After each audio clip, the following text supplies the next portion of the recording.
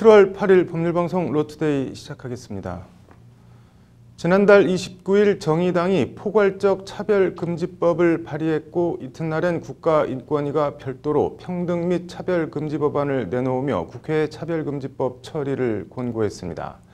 지난 2007년 차별금지법 첫 발의 이후 13년이 흘렀습니다. 해묵었지만 여전히 첨예한 논란, 차별금지법 어떻게 봐야 할까요? 오늘 로투데이는 차별금지법에 관한 찬반 3인 3색 인터뷰로 구성했습니다. 먼저 법안을 발의한 정의당 소수자인권특별위원회 배복주 위원장의 말을 들어보시겠습니다. 신사 기자가 만나봤습니다. 차별금지법에서 논란의 핵심은 성적 지향과 성 정체성입니다. 즉 동성애나 트랜스젠더라고 차별받아서는 안 된다는 건데 배복주 정의당 소수자인권특별위원장은 타고났든 후천적으로 생긴 장애든 이미 생긴 장애를 어쩔 수 없듯 성적 지향이나 성 정체성도 마찬가지라고 말합니다. 그러니까 성적 지향은 개인이 어쨌든 뭐 이렇게 개인이 바꿀 수 있는 문제가 아니라 그것대로 자기가 살아갈 수 있도록 만드는 토대가 필요한 거기 때문에 이분들에게 이성애자처럼 살아야 해. 그래야 너는 여기 살 수 있어. 이렇게 말하는 건 되게 폭력적인 거기 때문에 이런 차이점들을 인식하고 혐오와 차별 철폐를 일상에서 실천하려면 가이드라인이 필요하고 그 가이드라인이 차별금지법이라는 것이 배복주 위원장의 설명입니다.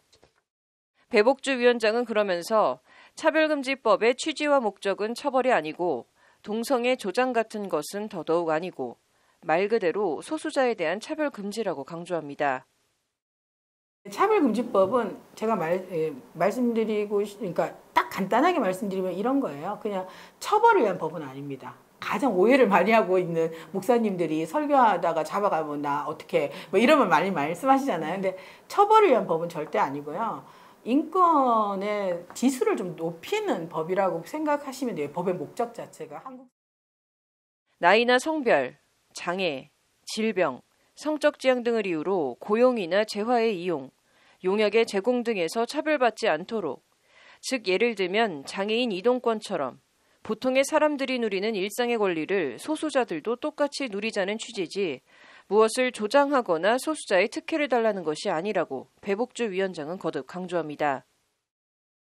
권고 불이행 시 3천만 원 이하의 이행 강제금 부과나 3에서 5배의 징벌적 손해배상 조항을 둔 것은 권고의 실효성을 담보하기 위한 최소한의 조치지 처벌이나 역차별을 가하기 위한 것이 아니라는 게 배복주 위원장의 설명입니다. 그런데 이제 자꾸 이게 반복되거나 권고를 했는데 시정이 안 될 경우에는 이제 시정 명령을 할 수 있고 징벌적인 손해배상을 할 수 있는 그런 조치를 법원이 할 수 있도록 만들어 놓은 법이에요. 약간 이제 처벌보다는 사실상은 권고를 통해서 시정을 하는 것이 목적이고 시정이 안 될 경우에는 이제 손해배상이나 이런 민사상의 책임을 묻도록 할 수 있는 그런 법이에요. 법의 전체 그림은. 반대하는 쪽에선 질색팔색을 하지만 차별금지법은 차별 철폐를 위한 최소한의 통로로 제안된 것이고 통과되면 더 나은 세상, 더 평등한 세상을 위한 마중물이 될 것이라는 게 배복주 위원장의 기대입니다. 약자와 소수자가 차별받지 않는 세상에서 보통 사람의 권리는 한층 더 두텁고 견고하게 보호받게 되는 것이지 차별금지법이 이쪽과 저쪽을 나눠 편을 가르고 불화를 키우는 법이 아니라고 배복주 위원장은 거듭 강조했습니다. 그 자신, 이른바 흑수저 출신의 여성, 장애인이라는 이중 삼중의 차별 요소를 갖고 있는 배복주 위원장의 개인적 경험이나 장애인, 성폭행 피해자, 이주 여성, 성소수자 권익운동을 하며 부딪혔던 현실들도 포괄적 차별금지법 통과가 반드시 필요하다는 확신을 배복주 위원장에게 줬습니다. 예전에는 어떤 생각을 많이 했냐면 다 나의 팔자거니 그러니까 나는 내가 재수가 없어서 이런 거고 내가 못나서 그런 거지. 그러니까 이 모든 문제의 근원을 나로부터 시작돼. 나의 문제라고 생각했어요. 내가 장애고 내가 여성이고 내가 공부를 못했고 내가 가난했기 때문에 나는 이 정도 차별에 대해서 감수하고 살아야 되나 보다. 이런 생각 많이 하고 살았던 것 같아요. 되게 패배적으로. 근데 이게 어느 순간 이제 대학을 들어와서 이게 사회 구조가 대문제구나. 나의 불행의 문제, 나의 어떤 불편의 문제가 아니라. 법률방송 신세아입니다. 포괄적 차별금지법 논란 관련해 앞서 법안을 발의한 정의당의 소수자 인권특별위원회 배복주 위원장의 얘기를 들어봤는데요. 차별금지법은 차별 시정을 위한 최소한의 통로라는 게 배 위원장의 말인데 이번엔 논란의 당사자라고 할 수 있는 그 자신 성소수자이자 게이 인권운동 단체 친구사이 이종걸 사무국장의 얘기를 들어보겠습니다. 계속해서 신세아 기자가 전해드립니다. 한국 사회에서 성소수자에 대한 혐오는 어느 날 갑자기 생겨난 것도 어제 오늘의 일도 아닙니다. 특히 화합이 불가능할 것 같은 한국의 유교 전통과 보수 기독교가 성소수자 문제에 있어서만은 같은 목소리로 결합하며 혐오와 차별을 키우고 공고히 했다는 것이 이종걸 사무국장의 말입니다. 여전히 아직 우리나라에서는 그런 그 소수자 특히나 성소수자에 대해서는 다양하게 이제 기존 오래전부터 뭔가 비정상이다 또는 이렇게 보이는 시선들이 존재했고 그렇게 뭔가 기존의 사회 규범이나 정상성 규범과 다른 행동을 하는 사람들에 대해서는 뭔가 무시하고 배제하고 거부했던 이런 본론인 차별금지법으로 들어가니 이종걸 사무국장은 혐오와 차별의 주체와 객체가 누구냐고 항변합니다. 차별금지법이 종교와 표현의 자유를 침해하고 탄압한다고 하는데 현재 차별과 배제를 당하는 쪽이 누구냐는 항변입니다. 기존에 그러니까 오히려 우리가 종교의 자유를 침해하는 조항이 아니 이 차별금지법 종교의 자유를 침해하는 것이 아니라 그 종교와 관련된 종교에서 계속 문제적으로 이야기해왔던 그런 잘못된 관행들을 오히려 결국에는 이런 차별금지법을 통해서 기초적으로 잘 다져야 되는 상황인데 이상하게 그 일부 개신교 같은 경우에는 그게 종교를 탄압한다는 식으로 차별금지법이 종교와 표현의 자유를 침해한다는 주장은 극단적으로 얘기하면 형법이 살인, 강간 같은 범죄를 저지를 자유를 침해하는 것과 똑같은 본말이 전도된 주장이라는 겁니다. 이종걸 사무국장은 그러면서 사람인 이상 어떤 것에 대한 혐오나 두려운 감정을 가질 수는 있지만 차별금지법은 그런 감정이나 생각 자체를 차단하거나 처벌하는 법이 아니라고 지적합니다. 사람들 누구나 어떠한 것에 있어서 두려움이 존재하고 그 감정이 혐오로 존재할 수 있어요. 저는 그걸 인간이 누구나 가지고 있는 자연적인 감정이니까. 근데 그 감정에 대해서 문제 제기하는 것이 아니라 그런 감정에서 특히나 소수자에 대한 혐오를 강화가 돼서 그것이 결국에는 이 혐오가 차별로 이어지는 현실들을 문제 제기하는 거거든요. 이렇게 생각이나 혐오에서 그치는 것이 아니라 물리적이고 실질적인 차별과 배제, 폭력을 차단하고 시정해 평등권과 보편적인 권을 구현하려는 것이 차별금지법의 취지와 목적이라고 이종걸 사무국장은 강조합니다. 그리고 차별금지법은 비단 성소수자만의 문제가 아니라 우리 사회가 더욱 평등한 사회로 나아가는 최소한의 장치라며 대한민국이 이제 이 정도는 수용할 수준이 됐다고 이종걸 사무국장은 말합니다. 그러니까 이게 비단 어떤 소수자의 개인의 문제가 아니라 우리 사회 전반에 놓여 있는 문제고 사실 법이 마련된다고 해서 모든 차별이나 혐오 해소된다고 말할 수는 없어요. 그렇지만 이 차별금지법의 기초 장치가 있어야 그걸 통해서 혐오나 차별이 무엇인지 더 이야기할 수 있고 그것에 대해서 차별금지를 더 적극적으로 말할 수 있는 법률방송 신세아입니다. 네, 차별금지법을 도입해야 한다는 취지의 인터뷰 앞서서 들어봤는데요. 이번에는 헌법과 가족체계부터 바꾸지 않는 한 차별금지법은 안 된다는 반대 의견 들어보겠습니다. 박성재 변호사 스튜디오에 나와 계십니다. 변호사님, 안녕하세요. 네, 그렇습니까? 일단 정의당에서 포괄적 차별금지법을 발의를 했는데 어떻게 네. 평가를 하시나요?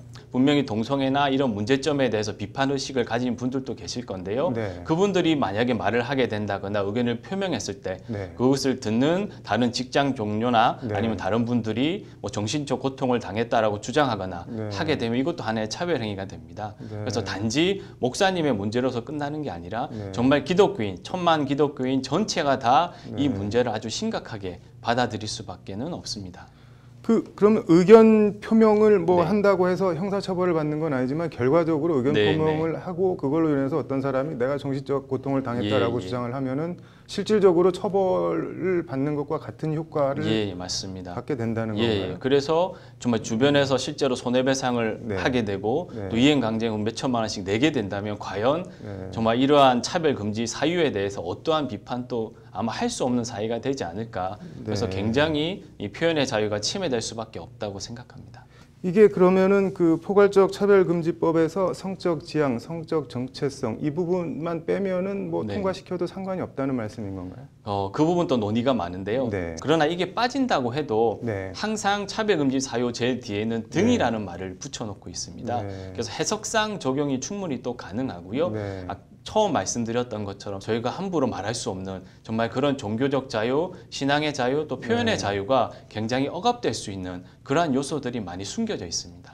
이게 그러니까 저 성적 지향 뭐 뺀다고 뭐 통과시켜도 된다 뭐 그런 건 아니시라는 예, 뜻이에요? 뭐 전혀 그거는 옳지 않은 생각인 것 같고요. 네. 그리고 아시다시피 네. 제정하기는 힘들지만 네. 개정하기는 정말 쉽습니다. 네. 제정할 때는 공청회도 열고 여러 가지 문제점들을 검토를 하지만 네. 사실 개정안 같은 경우에는 몇몇 의원들이 네. 정말 그 발의를 하고요. 네. 또 국민들이 큰 관심이 없을 때는 네. 다른 법안들에 묻혀서 그냥 통과가 될 수 있습니다. 네. 그렇기 때문에 뭐 지금 당장 조금 뭐 없다고 해서 네. 나중에 들어오지 않으리라는 법도 없고요. 네. 그리고 지금은 형사처벌이 불이익 처분의 네. 처분에 대해서만 가해지지만 이게 또 개정이 돼서 네. 전 영역에 있어서 형사처벌을 할 수도 있는 거 아니겠습니까? 네. 그래서 일단은 제정이 되게 되면 굉장히 더 많은 문제점을 발생할 수 있고 네. 그리고 또 국민적인 저항을 일으키기 때문에 뭐 제정 자체가 안 되어야 된다는 게 또 저의 생각이기도 합니다. 그 말씀하신 거 들어보니까 법안이 이게 너무 모호하게 해석될 여지가 있어서 네, 통과하면 안 된다 그런 측면도 있는 것 같네요. 예, 맞습니다.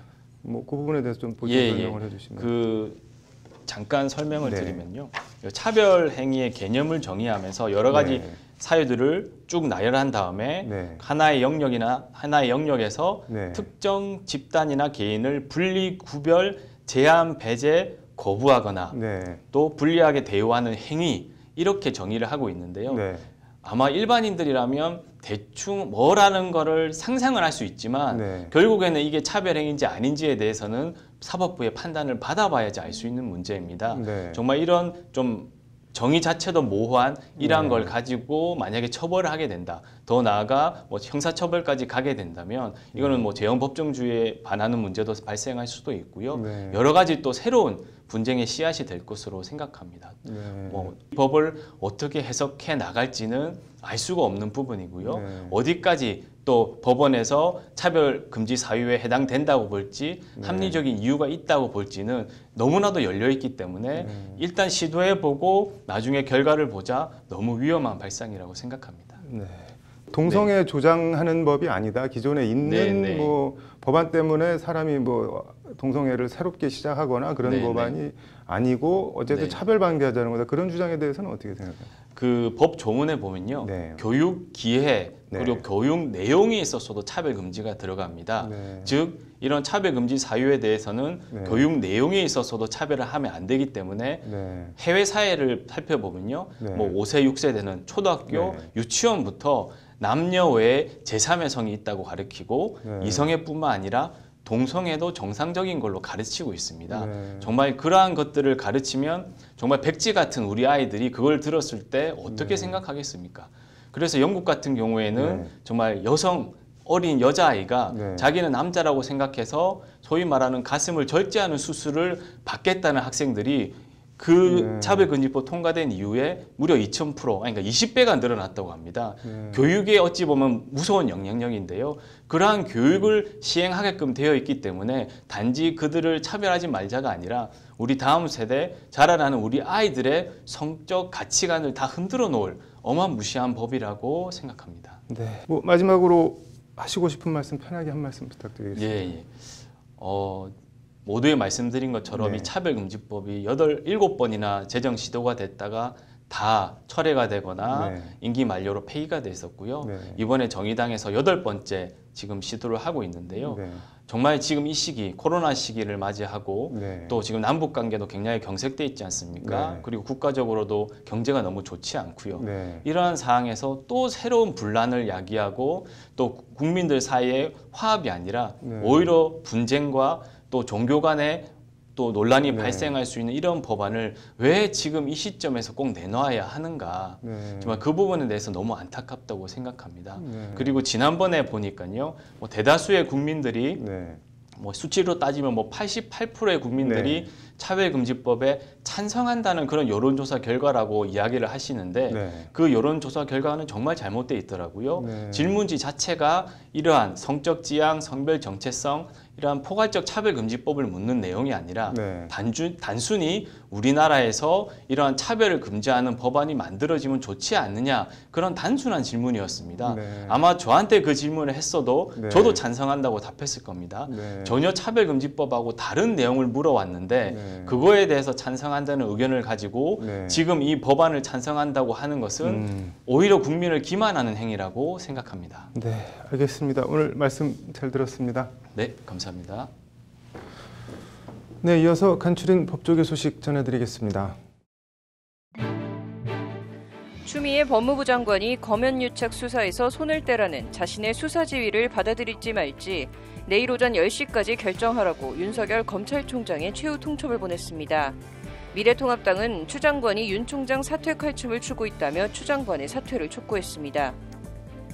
손석희 JTBC 사장의 차량 접촉 사고 등을 기사화하겠다며 채용과 수억 원대의 금품을 요구한 공갈미수 혐의로 재판에 넘겨진 프리랜서 기자 김웅 씨가 1심에서 징역 6개월을 선고받고 법정 구속됐습니다. 서울 서부지법은 공갈 고의가 인정된다며 이같이 선고했습니다. 민유성 전 산업은행장이 롯데그룹 경영권 관련 100억 원대의 자문료를 달라며 신동주 전 일본 롯데홀딩스 부회장을 상대로 낸 소송 항소심에서 패소했습니다. 1심은 신 전 회장이 75억 원을 지급하라고 판결했지만 항소심은 두 사람이 맺은 계약이 변호사법 위반이라고 판단했습니다. 채팅앱에서 만난 여학생을 길들인 뒤 성적으로 학대한 20대에 대해 법원이 징역 8개월을 선고했습니다.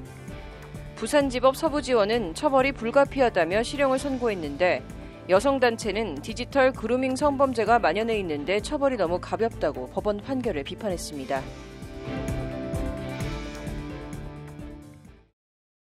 (7월 8일) 법률방송 로투데이 마치겠습니다. 시청해 주셔서 감사합니다.